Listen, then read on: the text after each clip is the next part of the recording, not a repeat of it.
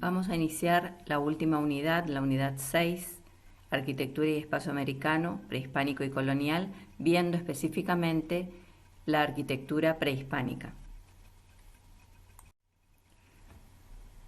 Para acercarnos debidamente a este tema, vamos a usar una frase del arquitecto Ramón Gutiérrez, que ustedes saben es un autor al que normalmente nosotros acudimos para entender mucho de lo construido y de lo dicho sobre la arquitectura en Iberoamérica.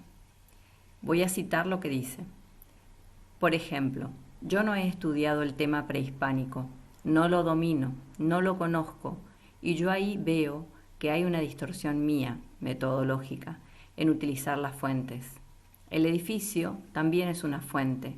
La fuente escrita me permite interactuar con el edificio y verificar si lo que estoy leyendo efectivamente se hizo, si quedan rastros o huellas de ello. Pero el edificio también me plantea preguntas que me llevan al tema histórico. Es un ida y vuelta. En esta frase, Ramón Gutiérrez está haciendo ver una particularidad que tiene el tema prehispánico. Justamente la cuestión de las fuentes. Ustedes cuando vayan a las imágenes y a los libros donde se habla de esto, van a ver que en la mayoría de los casos, sobre todo los primeros libros, son libros editados por arqueólogos o por arquitectos, pero que han trabajado casi los edificios como si fuesen elementos arqueológicos, porque de hecho lo son. Entonces, hay pocos documentos, de hecho hay pocos documentos al estilo de lo que nosotros podemos ver en otras arquitecturas, ya que no hay documentos escritos, sino que más bien las trazas sobre el territorio, la propia arquitectura, la propia construcción se constituye en documento.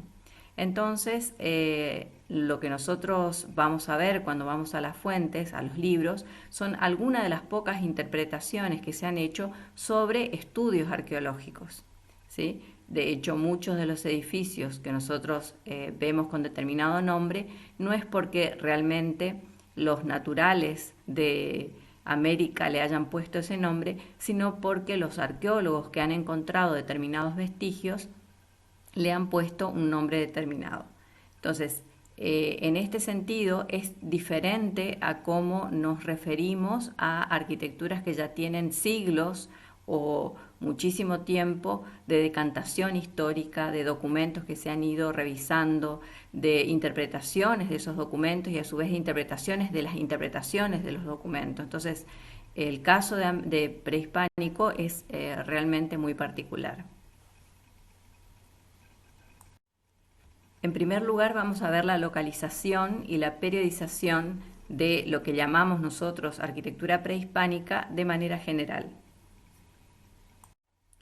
En principio, nosotros podemos dividir dos grandes áreas, que son el área mesoamericana, ¿sí? Como cuando nos referimos al continente mesoamericano, y el área suramericana.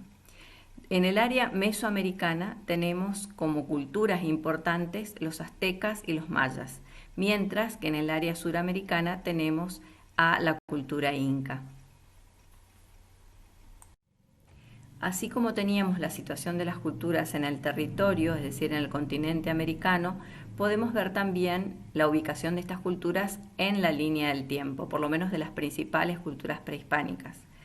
Tendríamos en principio tres periodos, el preclásico, el clásico y el posclásico. El preclásico va del 2300 a.C. al 300 a.C., es decir, la última fase de este periodo preclásico es coetáneo a la primer parte de lo que ustedes conocen como Roma y como Grecia.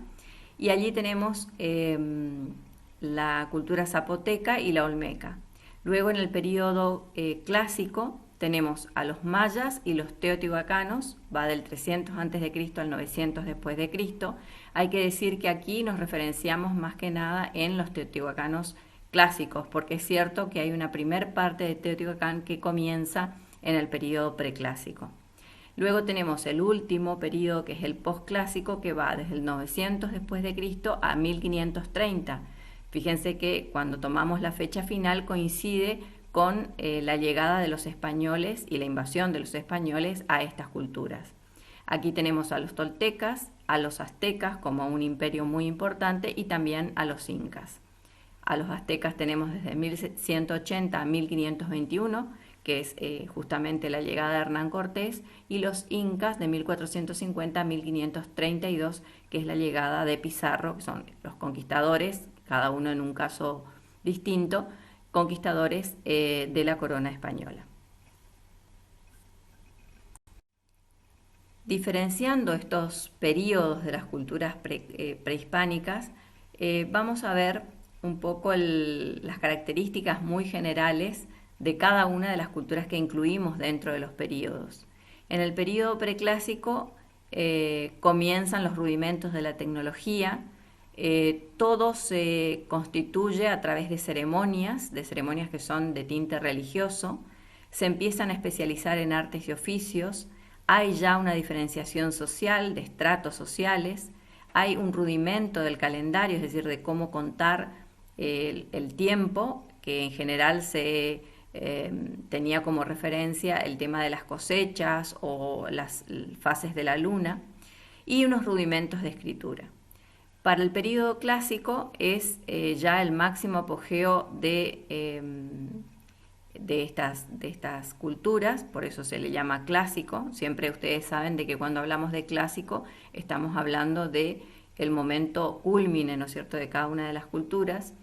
Hay un desarrollo ya mucho más profundo del calendario, aparece la escritura en papel, aparecen ya algunos trazos de urbanismo, es decir, con cierta intencionalidad que, si bien está regida por cuestiones astrológicas, ¿no es cierto?, en referencia a los astros, hay también una voluntad en función de justamente la utilidad que se le va a dar a cada una de las ciudades en cuanto a las ceremonias y demás.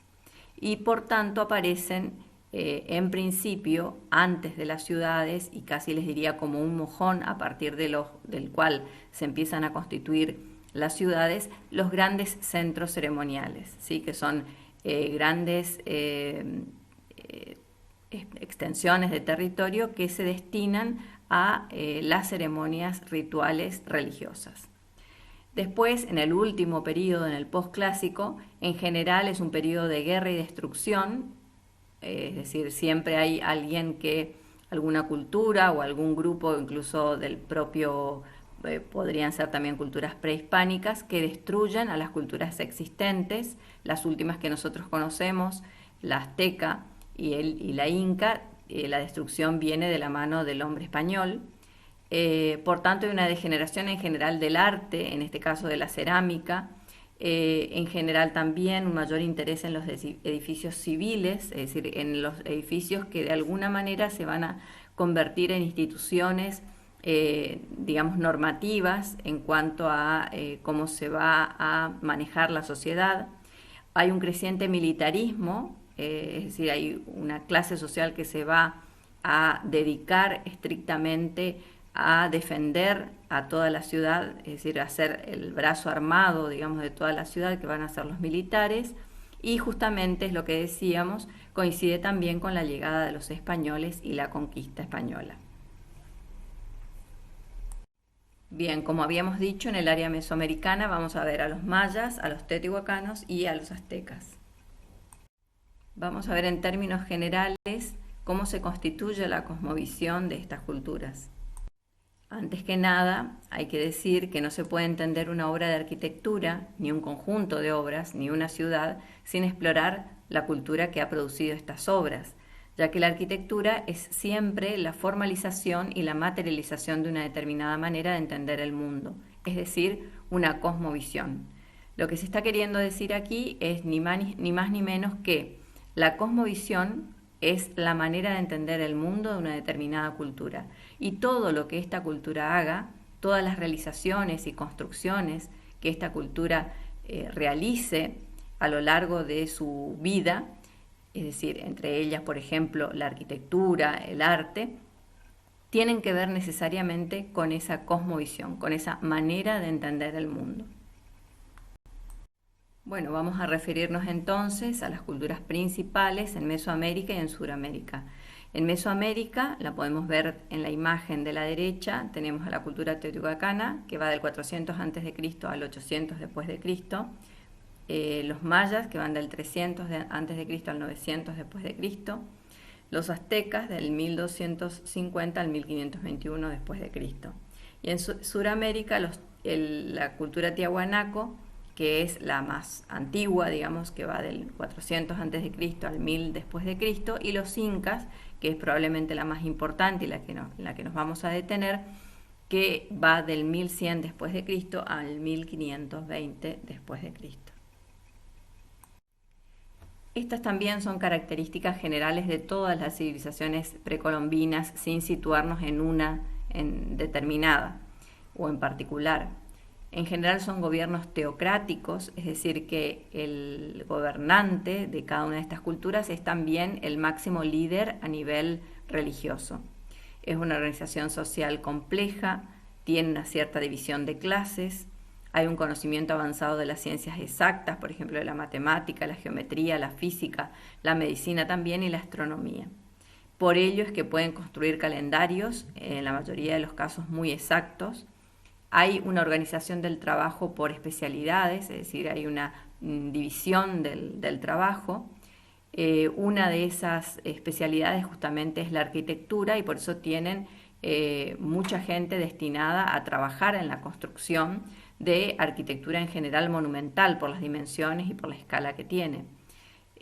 Justamente porque tiene un manejo del territorio, es decir, son grandes extensiones, las extensiones tan grandes deben ser manejadas de manera que todo lo que se haga en el territorio pueda entenderse, pueda comprenderse, y en general por eso es que la escala es enorme, ¿no es cierto?, en relación a otras arquitecturas que hemos visto. El desarrollo del arte está al servicio de la religión por encima de todos y también de la sociedad. Hay extensas y complejas redes de intercambio de productos entre los mismos pueblos o culturas prehispánicas. A través de las redes comerciales migran también las culturas entre ellas y hay, por supuesto, grandes influencias culturales. Otras características son, por ejemplo, que las urbanizaciones tienen un trazado constituido por calles y plazas, y en general la plaza es entendida como un espacio abierto, ¿sí?, no demarcado, sino simplemente como un vacío. Hay establecimientos que son permanentes. En general las ciudades que se entendían como permanentes son lugares donde la gente residía y trabajaba. Las urbanizaciones complejas incluían mercado y un centro político, administrativo y otro religioso. La sociedad que habitaba estas ciudades era estratificada, lo que decíamos hoy, es decir, había una jerarquización por clases sociales diferenciadas y en general también funcionaban como centro de servicios para las localidades vecinas. Eso lo pueden encontrar en Jorge Enrique Ardoy, en las ciudades precolombinas, que es uno de los libros que también les recomendamos y que está también entre la bibliografía de la unidad. Hay que diferenciar los centros ceremoniales de las ciudades. En general, los centros ceremoniales era lo más importante que tenía un conglomerado humano y muchas veces, justamente a raíz de la construcción de los grandes centros ceremoniales, se armaban ciudades alrededor de ese gran centro ceremonial. Los centros ceremoniales en general estaban trabajados dentro de espacios o entendidos como espacios abiertos. Son por supuesto espacios sagrados, ya que se utilizan para el rito y para los sacrificios y las ceremonias en general. La mayoría de las culturas que estamos viendo construyen pirámides escalonadas, que son en cada caso mojones o hitos que tienen significación religiosa. Tienen grandes y extensas terrazas escalonadas y plazas secas. Esto es muy particular de su construcción y de su manera de entender el espacio, incluso a gran escala.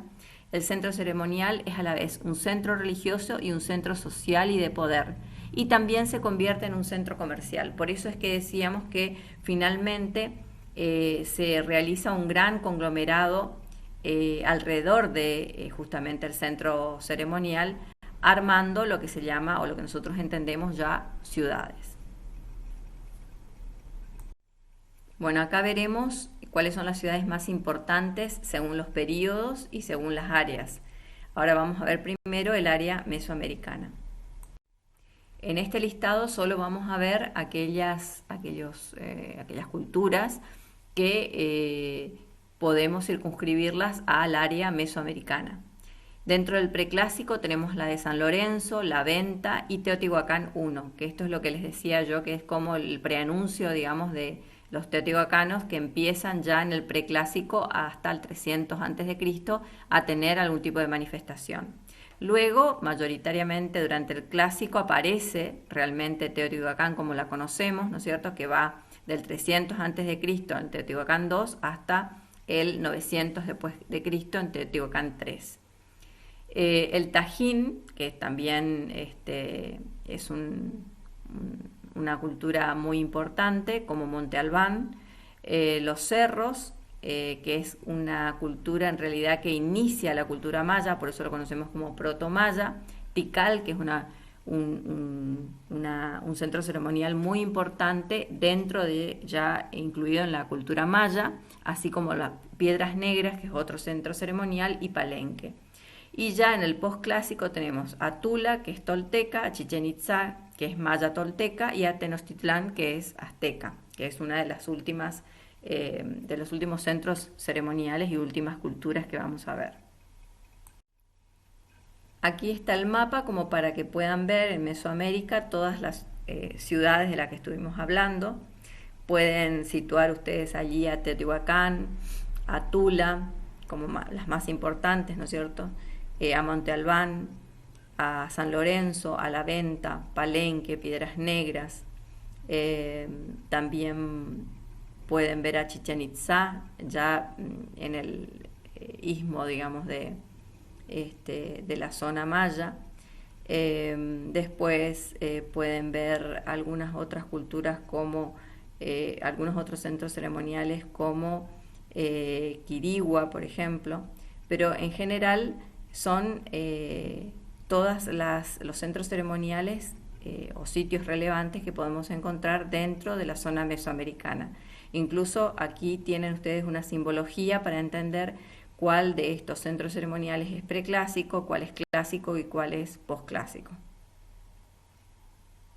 Vamos a ver ahora entonces la cultura de los teotihuacanos. El centro ceremonial más importante es Teotihuacán II y III, que era, digamos, la última fase de la cultura teotihuacana, ya la que está en el periodo clásico. Este centro ceremonial es uno de los más antiguos que todavía se conserva, digamos, o sea, uno puede encontrar rastros, de este centro ceremonial. De hecho, hay muchos estudios arqueológicos y muchos relevamientos hechos. Por supuesto que también siempre sucede con esto de que se siguen encontrando cosas, ¿no es cierto?, siempre vestigios. Pero podemos sintetizar, y ahora ustedes pueden ver allí los numeritos y las referencias, podemos sintetizar en un gran eje, ¿no es cierto?, que tiene aproximadamente una dirección norte-sur. Fíjense ustedes, ahí tienen la Rosa de los Vientos señalando el norte. Ese eje es el que se conoce como Calzada de los Muertos, que aparece en el punto 3, y que inicia un recorrido que generalmente se hacía el pueblo dirigido por su sacerdote hacia lo que conocemos como la Plaza de la Luna, que está en el punto 6, que es una especie de gran plaza seca rodeado por un grupo de pirámides para llegar finalmente a la pirámide de la Luna, que es la que encuentran ustedes como punto 7. Hay un pequeño desnivel ascendiendo, digamos, por terrazas desde el inicio de este camino, este recorrido de la Calzada de los Muertos, hasta llegar a la pirámide de la Luna. Entonces, la pirámide de la Luna, que tiene una altura un poco menor que la pirámide del Sol, al estar un poquito más alta, en general uno mira y están como al mismo nivel. La pirámide del Sol es la que se encuentra justamente a la derecha como punto 4, a mitad de recorrido prácticamente de la Calzada de los Muertos. Es más importante, es más grande y, como les decía, incluso es más alta, aunque se la vea prácticamente de igual altura que la de la pirámide de la Luna. La pirámide del Sol, si ustedes miran, se encuentra justamente hacia el este, es decir, hacia el lugar de la salida del Sol, y justamente por eso se la llama como pirámide del Sol. Después tenemos también la Plaza de las Columnas, es una plaza que está a medio camino entre la pirámide de la Luna y la pirámide del Sol, hacia la izquierda, es decir, hacia el oeste. Y luego tenemos unas plazas hundidas, llamamos acá, pero son en realidad como terrazas que van apareciendo cada tanto en el camino o en el trayecto de la Calzada de los Muertos. Después también tenemos una pirámide importante que es la de Quetzalcóatl, que es el dios de la serpiente emplumada, que tiene un templo particular que está como indicado como número 2 dentro de un conjunto templario, un sistema templario, que es lo que ustedes tienen marcado como 1, que es justamente el de el sistema que envuelve, digamos, a este templo, que es el de Quetzalcóatl.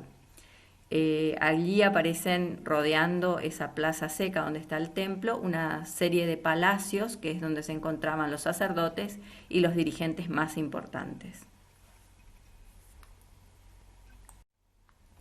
Aquí de nuevo la misma planta, un poco más sintética, marcándoles la traza de la misma, del mismo centro ceremonial, y una visualización en perspectiva, mirando desde la pirámide de la Luna y hacia el final del recorrido de la calle de los Muertos. Vemos todas las pirámides que conforman la Plaza de la Luna, que es lo que encontramos exactamente en el centro de esta perspectiva, y a mano izquierda podemos ver lo que sería la pirámide del Sol. De nuevo a la izquierda vemos la pirámide de la Luna con el conjunto de la Plaza de la Luna, que se ve de nuevo mejor hacia la derecha en la parte inferior. Fíjense que en general todo se trabaja con un sistema horizontal, ¿no es cierto? Fíjense la escala por un lado, tan importante, y también el hecho de trabajar con terrazas y con elementos siempre, donde predomina siempre la horizontal. Para ver la escala tienen que fijarse en esos puntitos que aparecen en la imagen de la derecha, en la parte inferior, que es la gente que está ahora circulando por allí, ¿no? Para que vean lo inmenso que es todo el centro ceremonial. En general, estas pirámides se les llama escalonadas porque no son pirámides donde haya un solo talud, sino que aparece una suerte de elemento vertical al que llamamos tablero, que interrumpe el talud. Por lo tanto, el sistema tecnológico al que debemos aludir en este caso es el de tablero talud. De esta manera se contiene la tierra que existe, digamos, como túmulo primigenio, que en general es tierra nada más apisonada, y que luego se empieza así a compactar un poco más con una suerte de piedras molidas y una especie de hormigón pobre, digamos, con tierra y con piedra, que finalmente es como revocada, digamos, por esta terminación del tablero talud, y que incluso en la zona del tablero tiene estas efigies que ustedes pueden ver a la derecha, que son bajorrelieves y esculturas, que en general son referidas a cuestiones religiosas, donde aparecen dioses y la forma que tiene, digamos, un poco la mitología prehispánica.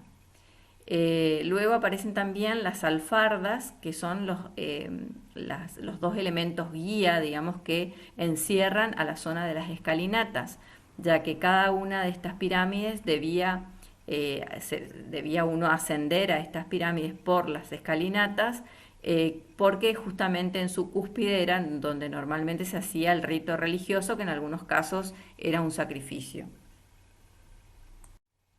Bueno, acá una panorámica un poco más general, y como les decía, la Calzada de los Muertos del norte a sur va bajando, digamos, lo que es lo mismo que decir que de sur a norte se van dando esta suerte de grandes terrazas que van ascendiendo de nivel hasta llegar a un nivel superior en la zona de la Plaza de la Luna y de la Pirámide de la Luna. Y aquí un detalle de esta plaza donde está el templo de Quetzalcóatl en el centro, que lo podemos ahí ver en una reconstrucción hacia la izquierda, o el de la serpiente emplumada, y que lo que ustedes ven como un gran elemento horizontal que circunscribe esta plaza es en realidad un techo plano de la zona de palacios, digamos, que es donde decíamos residían los sacerdotes o las personalidades más importantes. Por eso es que esto también recibe el nombre de ciudadela, porque es como una pequeña ciudad donde habitan estos personajes que son muy importantes y que relacionan la cuestión más bien social o ciudadana con la cuestión estrictamente religiosa. Vamos a ver ahora la otra cultura importante que nos interesa estudiar, que son los mayas. La región maya está centrada, digamos, como ubicación en la zona de la península de Yucatán, ¿no es cierto?, en el actual México. La particularidad de los mayas es que se los puede definir como un conjunto de ciudades-estado independientes, un poco similar a lo que sucedía también con la Grecia clásica, con idiomas distintos y rasgos culturales y tradiciones comunes. Por tanto, por esta singularidad, digamos, de cada una de las ciudades-estado, coexistieron una gran variedad de formas de ciudades y sistemas de gobiernos. Y en general no hay un modelo general común a todos, sino que cada cual responde a particularidades distintas. Una cosa muy importante dentro de lo que es la cultura maya es el calendario. El calendario de los mayas tenía 365 días, en cuanto a lo que ellos llamaban el calendario civil o de las actividades más bien cívicas o no religiosas, tenía 18 meses y cada mes tenía 20 días. Y consideraban a 5 de esos días como nefastos. Y después tenía el calendario religioso, que tenía 260 días, y en relación a los dos, en general giraban con tiempos distintos, eran como ruedas concéntricas que volvían al punto de partida cada 18.980 días, lo que equivalía a 52 años de 365 días. Esos 52 años es lo que se consideraba como un siglo maya.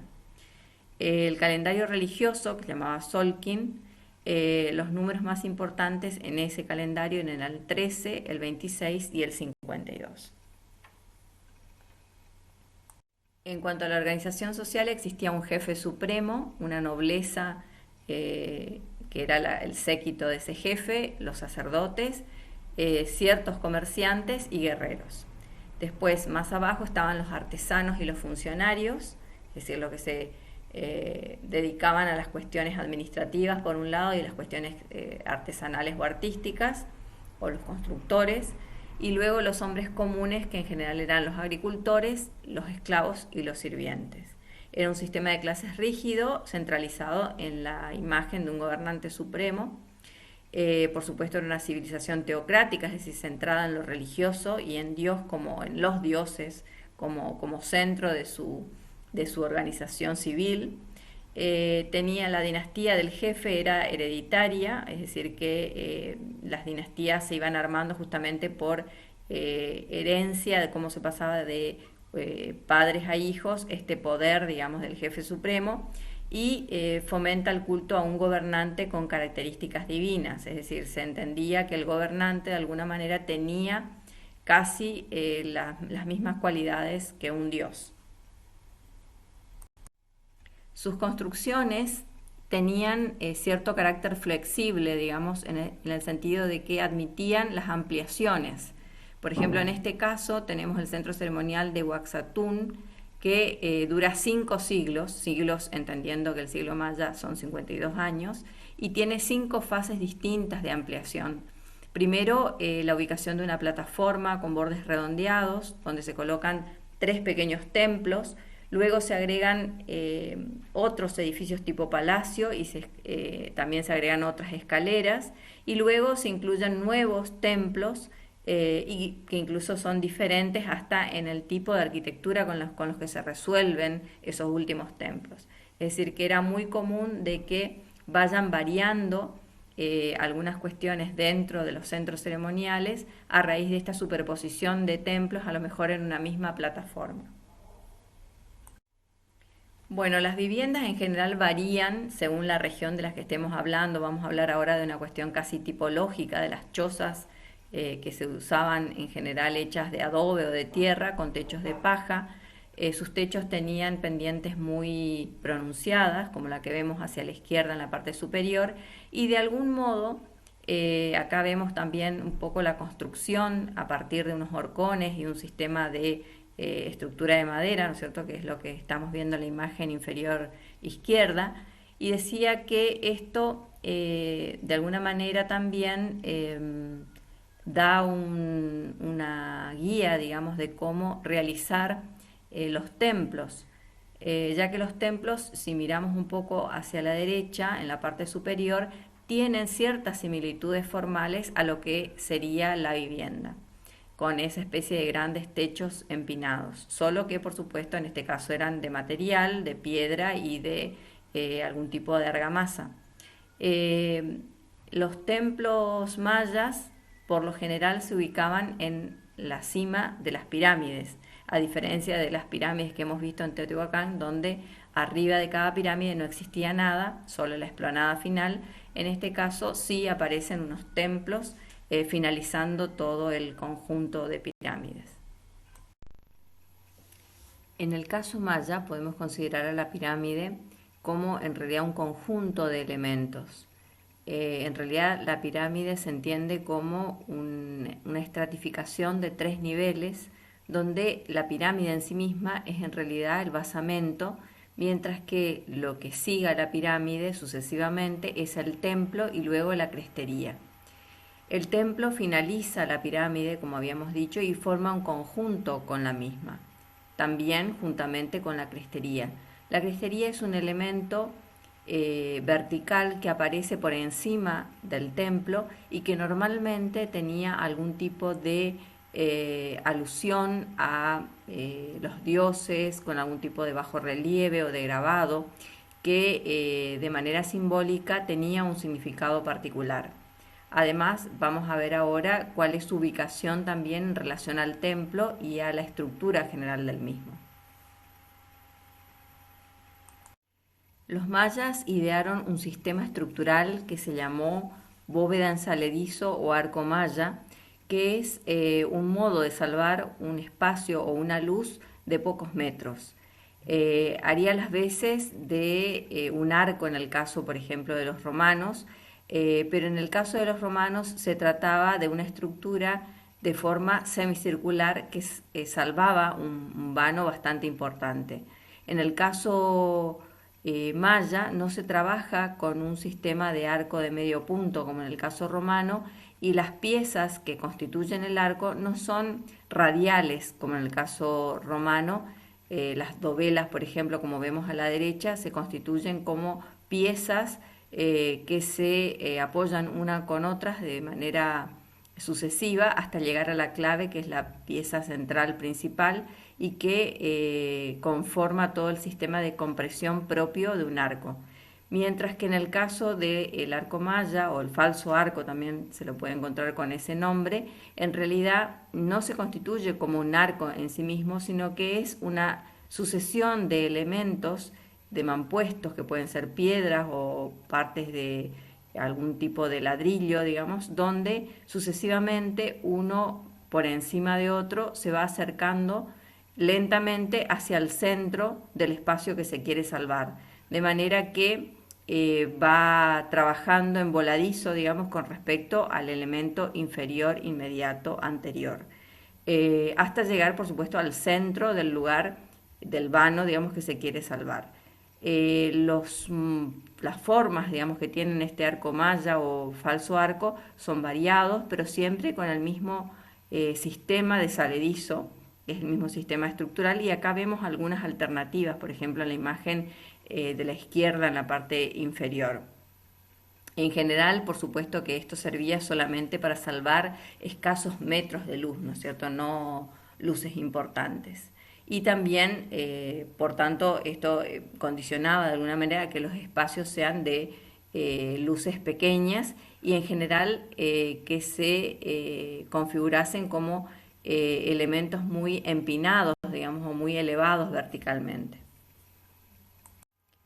Bueno, acá vemos por un lado el arco maya, como les decía, en general configuran este tipo de geometrías que son más bien casi triangulares, ¿no es cierto?, muy empinadas, con espacios que se salvan de muy pocos metros.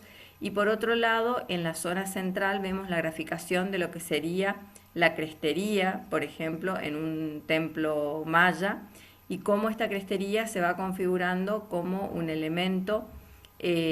Aquí vemos, por ejemplo, en un corte, un elemento central dividiendo dos espacios muy pequeños que a su vez están configurados por arcos mayas, arcos en saledizo, cada uno cubriendo un recinto determinado. La crestería se sitúa justamente en la parte media, trabajando como peso, como siendo sostenida estructuralmente por la estructura media, digamos, entre los dos arcos mayas.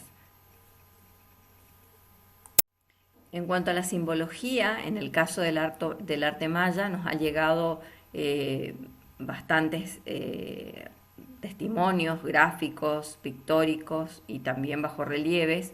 En general, uno de los elementos icónicos más importantes es la serpiente de dos cabezas, que une tres mundos, ¿no es cierto? El mundo superior, el mundo del medio y el inframundo, y de alguna manera los relaciona. Esos tres mundos forman parte de la cosmovisión maya. La serpiente también es asociada al agua y a la lluvia y simboliza la relación del cielo con la tierra y las aguas profundas, entendiendo al cielo como ese supramundo, la tierra como el mundo del medio y las aguas profundas como el inframundo. Bueno, aquí vemos, por ejemplo, uno de los centros ceremoniales más importantes de la cultura maya, que es Tikal. Vemos cómo se configura en principio por una gran plataforma o superficie cuasi elevada, digamos, con puntas redondeadas, como habíamos visto incluso de cómo se configuraban en general estas terrazas en el caso maya, donde se van apoyando unos templos escalonados que después empiezan a ser cada vez más y empiezan a saturar el espacio hasta convertirse en un verdadero sistema. Y en este caso, en Tikal podemos hablar de varios sistemas dentro del propio centro ceremonial de Tikal. Uno de ellos es el de la Acrópolis Norte, que quizás es la más conocida, que tiene varios templos en sus plataformas, que son estas que vemos aquí en la zona izquierda, en la parte inferior. Y después en todo el complejo lo podemos ver en la parte superior derecha, señalando la plataforma que estábamos viendo en particular, que es la de la Acrópolis Norte, en un círculo. Si vemos, por ejemplo, por cada uno de los puntos que vamos mirando, tenemos una zona que es la Plaza Mayor, que la encontramos en el centro, justamente enfrente de la zona de la Acrópolis. Los templos más importantes, que son el 2 y el 3, que están sobre la Acrópolis. Después el templo 4, porque aquí hay que recordar que siempre tenemos vestigios arqueológicos y son los documentos de los arqueólogos los que nos dan cuenta de lo que existe en estos vestigios. Entonces generalmente se los nombra nada más que con números, ¿no? Después tenemos exactamente lo que es el sistema templario de la Acrópolis Norte, ¿no es cierto?, que es lo que veíamos también en la imagen de la izquierda. Y un sistema templario como importante, digamos, que es el que se llama de las pirámides gemelas, que están señalados con el número 9, que es el que ustedes pueden ver también en la imagen del plano que tienen en la parte superior derecha. También era muy común que existiesen lagos o cisternas, es decir, en general eran lagos artificiales que se usaban de algún modo como reservorios de agua, como los que están señalados con el número 11 en el plano. Bueno, acá simplemente unos detalles un poquito más en profundidad del centro ceremonial de Tikal y específicamente de la Acrópolis Norte, con esta gran plataforma donde se apoyan estos templos. Fíjense lo empinados de los templos, perdón, de las pirámides con los templos en la parte superior, ¿no es cierto? Esto es siempre característico de la arquitectura maya, a que aparezcan siempre templos en la parte superior de las pirámides y de que también estas pirámides son escalonadas con una escalera central para poder acceder al templo y en general muy empinadas, ¿sí? Con mucha elevación y que se va subiendo, digamos, estas escaleras de una manera bastante abrupta. Aquí tenemos el centro ceremonial de Chichén Itzá, que es quizás uno de los más paradigmáticos. Si vamos siguiendo un poco lo que nos dicen las referencias, tenemos por un lado el cenote sagrado. El cenote es en realidad una especie de reservorio de agua que tiene características religiosas y también para sumergirse, ¿no es cierto?, como baños, porque son como una especie de cisternas, en general de forma circular, que se encuentran dentro del centro ceremonial. Si ustedes miran un poquito, con el número 1 tenemos el cenote sagrado en el caso de Chichén Itzá. Después tenemos un basamento para colgar cráneos. Acuérdense ustedes que los mayas tenían también la costumbre de los sacrificios humanos, por lo tanto el tema del que se exprese este triunfo sobre algunos enemigos a través de colgar o de exponer sus cráneos era una cuestión simbólica bastante importante en la cultura maya. Por otro lado, el campo de pelota principal, que tenemos en el número 3, ¿no es cierto?, que es el juego de pelota en general, era una especie de juego ritual o ceremonial que se jugaba tirando una pelota y haciéndola pasar por un arco de piedra que se encontraba a los costados de unos taludes que conforman esta forma como de doble T que ustedes ven en planta, y ese juego se hacía en general pegando a la pelota con las caderas. Después hay versiones que dicen que el que ganaba era el que era sacrificado como casi un honor, digamos, justamente por haber ganado este torneo. Y algunos libros dicen que los que eran sacrificados en realidad eran los perdedores. Pero lo que es cierto es que este juego no tenía las características de juego como sí las tiene hoy, sino que en realidad se trataba casi de una lucha, digamos, agónica, digamos, entre dos partes y que tenía visos religiosos. Aquí tenemos el caso 3, que es el del campo de pelota principal, pero también existe un campo de pelota menor, que es el número 8, que también tiene, si ustedes miran, la configuración en planta de doble T. Después tenemos el templo de los guerreros, que lo podemos ver con el número 4, que se encuentra ahí graficado en el plano, digamos, hacia un costado de la plaza principal. Luego la pirámide de Kukulcán, que es una de las más importantes, que tiene las 4 escaleras, ¿no es cierto?, hacia los 4 lados, que está en el centro de la plaza con el número 6. El observatorio astronómico, recuerden ustedes también que los mayas, como en general todas las culturas precolombinas, eran grandes estudiosos y observadores del cosmos y de los astros. No por nada es que ellos tienen también un sistema calendario bastante ajustado y bastante sofisticado. Entonces ese observatorio, ustedes lo tienen aquí con el número 7, tenía un edificio particular para realizar esta tarea de la observación de los astros. Después, bueno, lo que les decía, un campo de pelota secundario, que es lo que tienen como número 8, un palacio en el número 9, la pirámide, otra pirámide de templo con tumba que es muy parecido a la de Kukulcán, que está configurada con el número 10, y el templo de los jaguares, que también es un templo muy conocido, muy relevante en general de este conjunto, que lo tienen señalado ahí al lado del campo de pelota principal con el número 11. Bien, aquí a la derecha pueden ver la pirámide de Kukulcán. Después algunas de las cabezas que aparecen como decorando, ¿no es cierto?, en general las alfardas de las pirámides, como esta que vemos hacia la izquierda en la parte inferior, y los bajorrelieves también que podemos encontrar en algunos frisos de los templos o de algunos de los macizos que conforman parte de las pirámides. Eso lo vemos aquí en la parte inferior derecha. Bueno, otra de las culturas muy importantes en la zona de la América Central es la cultura azteca. Bueno, la cultura azteca es una de las más importantes del centro de lo que es el actual México.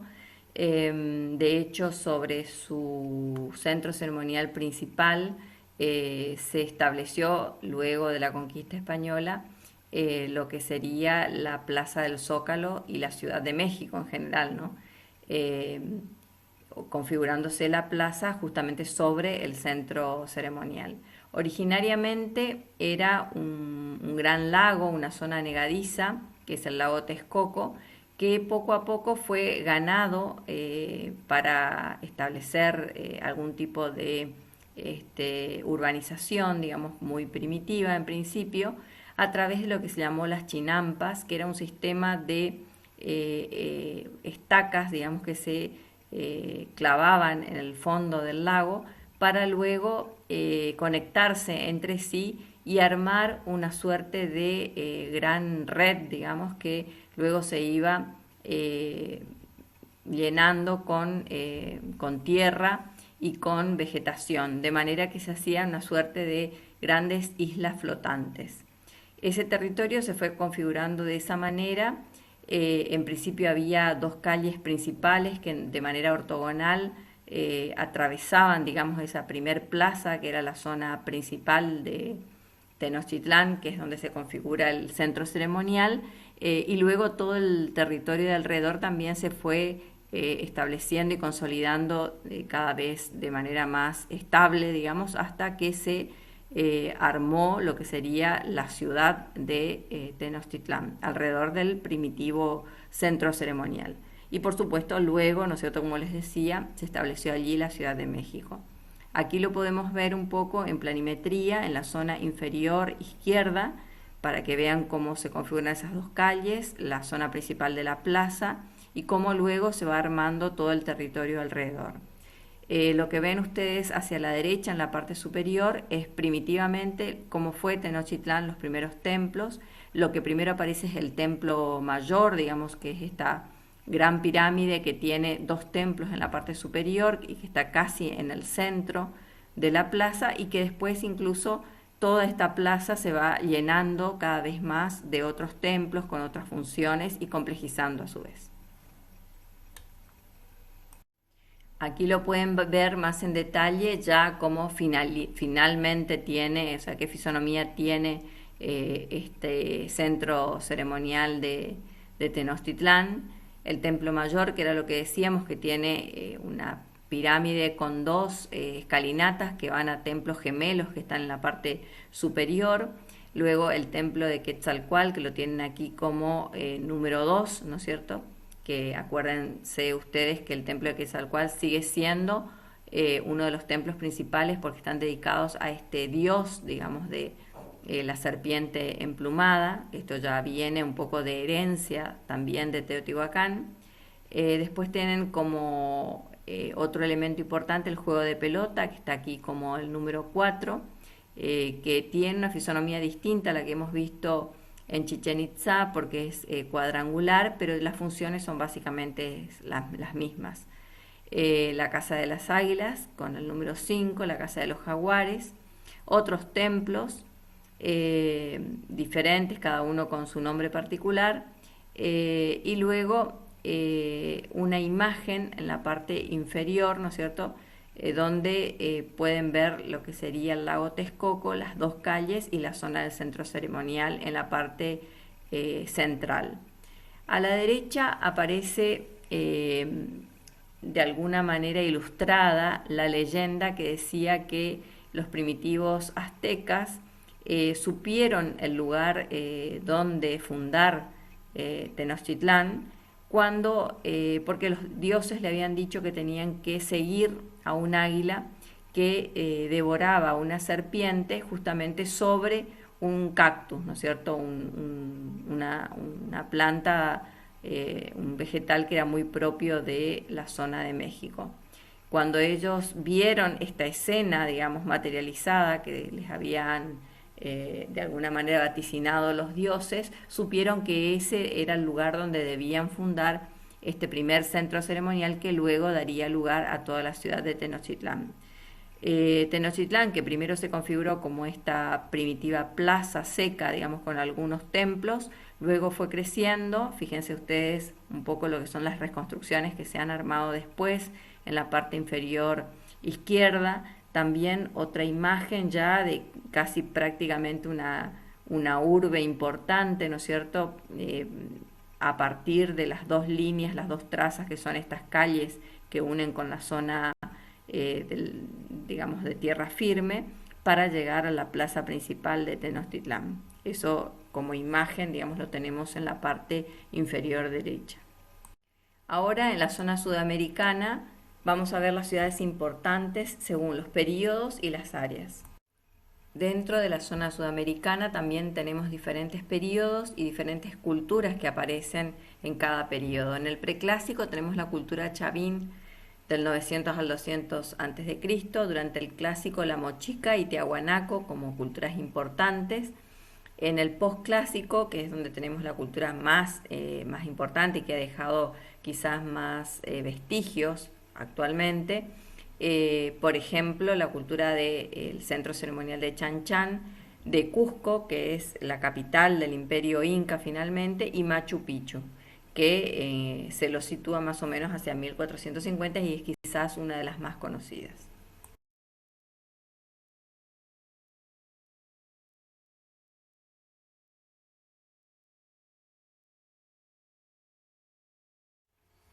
El imperio inca tenía un sistema de 4 regiones.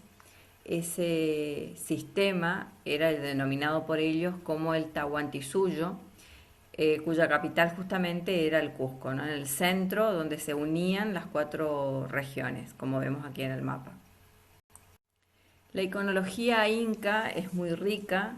En general, todo ese sistema significativo, digamos, se ve tanto en sus tejidos como en su alfarería, también en la arquitectura, y tiene que ver con el cuadrado y la diagonal, con una idea de que en general el cuadrado es una forma, digamos, que tiene relación con sus deidades, así como la espiral y la escalera, que generalmente tiene que ver con un mundo un poco más terrenal, como puede ser el de la escalera, ¿no es cierto?, que es incluso más abstracto, más geométrico, y el de la espiral, que es un mundo más lábil, más orgánico, y que tiene que ver con un mundo más espiritual.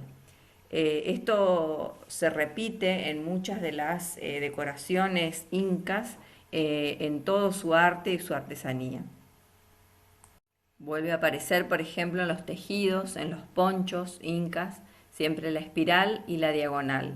La diagonal simbolizaba esta unión entre el inframundo y el supramundo, ¿no es cierto? El mundo de arriba y el mundo de abajo, y que esa diagonal podía ascenderse, digamos, desde lo que está significado como la escalera, es decir, como este ritmo, digamos, terrenal de ir ascendiendo por esa diagonal. Si ustedes miran detenidamente, por ejemplo, en estos tejidos, la diagonal está configurado por una especie de pequeñas escaleras, ¿no? O sea, no es una diagonal absoluta, sino que es como una especie de sistema escalonado, digamos, que asciende desde el inframundo hasta el supramundo. Aparecen varios elementos significativos, icónicos, como la cruz cuadrada, que también es denominada la chacana, que es una cruz que está absolutamente geometrizada y regulada por patrones geométricos dentro de un cuadrado y por supuesto dentro de un círculo, como vemos aquí. Después, en la zona de Bolivia, de la actual Bolivia, que pertenecía también al imperio inca, se puede encontrar una deidad al que se llamó el Señor de los Cetros, que es el que podemos ver aquí en la imagen de la parte inferior de la placa, y que si ustedes miran detenidamente también se puede configurar una geometría absolutamente clara. Todo está totalmente regulado por una geometría estricta de círculos, de diagonales y de cuadrados. Otra de las ciudades importantes Inca es justamente la de la ciudad, la traza de la ciudad capital, digamos, del imperio, que era lo que veíamos hoy. Entre las 4 regiones se situaba esta ciudad que es la del Cusco, que tenía la particularidad que su traza configuraba aparentemente, según se dice, la forma de un animal, la forma de un puma. Y allí se situaban todos los sectores más importantes, esta doble plaza, digamos, que vemos acá configurada con el número 1 y 2, Aucaipata y Cusipata, que serían las dos plazas enfrentadas importantes, y luego todo el sector del resto de la ciudad con lugares que en realidad tenían que ver con cuestiones más bien religiosas y asociadas a los dioses y a la mitología inca. A diferencia de las otras culturas, los incas no trabajaron con pirámides, pero sí siguieron trabajando con terrazas, así como veíamos antes que habían esplanadas tanto en Teotihuacán como en Tenochtitlán, incluso en los centros ceremoniales mayas, grandes esplanadas horizontales. En este caso se trabajaban con terrazas, que en realidad las terrazas por un lado era una característica paisajística, pero al mismo tiempo estas terrazas servían para el cultivo. Cultivaban en general en las laderas de las montañas, ya que es una zona bastante orográficamente bastante compleja, y en esas laderas de las montañas se hacían estas terrazas con un sistema de riego a través de una suerte de acueductos que llevaban el agua a cada una de estas terrazas para que no le faltase el agua a todos los cultivos que existían en estas terrazas. Esto es lo que va configurando el paisaje, ¿no es cierto?, de la zona del Imperio Inca. En cuanto a sus edificios, en general se trabajaban con piedras muy importantes, que tienen aparte una factura muy impresionante, es decir, realmente el detalle de encastre entre esas piedras tiene una relevancia realmente importante debido a que su escala es bastante grande. Fíjense ustedes lo que son las personas alrededor de al lado de una de estas piedras y la escala que tiene cada una de estas piezas. Y hay mampuestos que son realmente, habían sido traídos seguramente por un grupo bastante importante de personas para poder trasladarlas, o por aparejos también con cierta sofisticación, porque de otra manera no podría haberse llevado a cabo. Aparte, miren los cortes de la piedra para realizar estos encastres. Realmente es un trabajo de casi artesanal, digamos, de corte de piedra, aparte con piezas muy importantes. Y hablando de las terrazas, quizás una de las ciudades más importantes que tiene que ver con este tipo de terrazas de cultivo es la de Machu Picchu, que se encuentra bien sobre las laderas de las montañas y que es una ciudad compleja, con una traza muy abigarrada, muy orgánica, porque está dada justamente en función del sistema de aterrazamiento, que, como les decía, tiene como patrón, digamos, el hecho de que existan estas terrazas de cultivo. Incluso si ustedes miran la planta de la ciudad y miran, qué es lo que vemos en esta imagen, y miran las referencias, ¿no es cierto?, que encontramos abajo, van a ver que hay casas de agricultores y terrazas de cultivo, o sea que básicamente es una ciudad de agricultores. Por otro lado también aparecen palacios, baños, una plaza sagrada, o sea, siempre en relación, por supuesto, con lo religioso, un templo como el Templo del Sol, una plaza importante y un sector habitacional. Es decir, aparece la función religiosa por un lado, pero también conjuntamente aparece la zona de viviendas de la gente común, digamos, aparte de los palacios, también la gente más normal, simplemente de actividad agrícola, y que es fundamentalmente la actividad que más se desarrolla en este lugar.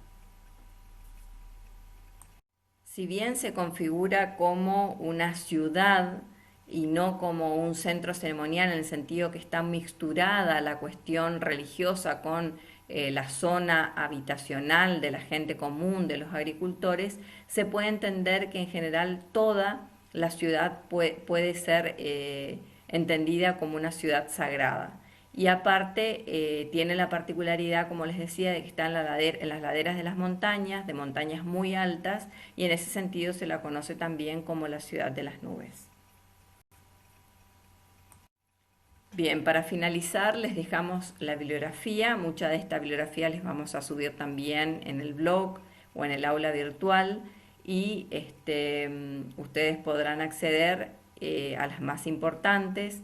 En general hay que tener en cuenta en cuanto a estas culturas que tienen algunas cuestiones comunes, como decíamos al principio, algunas generalidades que les son propias a todas las culturas, como por ejemplo el trabajo con el sitio, las explanadas, la gran escala, el trabajo en general de plataformas o de terrazas la decoración normalmente abstracta o muy geométrica. Estos principios son importantes porque de alguna manera se han transformado en invariantes, es decir, en cosas que a pesar de que van cambiando las culturas y cada una de ellas, de estas culturas prehispánicas, tiene su singularidad, persisten estas características como cosas que no varían, ¿no? Por eso llamamos invariantes a estas cuestiones que son comunes a todas las culturas y que caracterizan a cada una de ellas también.